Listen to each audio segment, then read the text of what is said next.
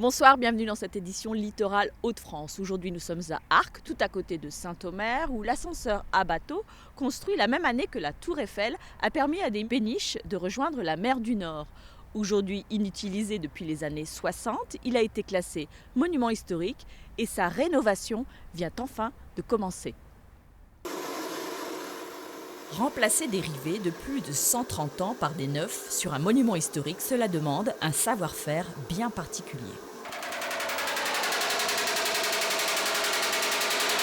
Le principe du rivetage à chaud, on vient chauffer un rivet à une température entre 900 et 1000 degrés dans un four.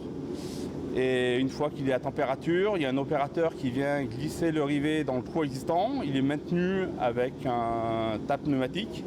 Et un autre opérateur vient former la deuxième tête du rivet. Plus de 4000 rivets changés en moins d'un an sur ce mécano géant, l'unique ascenseur à bateau de France. Utilisé au siècle dernier pour remplacer le passage de 5 écluses par les péniches, ce géant de briques et d'acier attendait depuis plus de 30 ans d'être rénové. Un chantier colossal, mais pas sans risque. Il y a eu deux opérations, une opération de décapage et une opération de remise en peinture.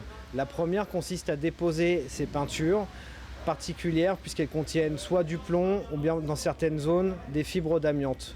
Raison pour lesquelles les zones dans lesquelles nous sommes intervenus ont été confinées afin que l'on puisse éviter d'aller disséminer des polluants. Une succession de spécialistes issus d'entreprises régionales au chevet de ce patrimoine exceptionnel. La première phase actuelle consiste en la rénovation de toutes les parties métalliques.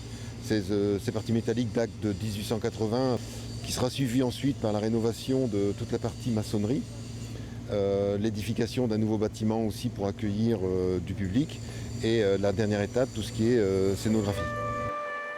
3 ans de chantier pour un montant de 8 millions d'euros à découvrir en 2021.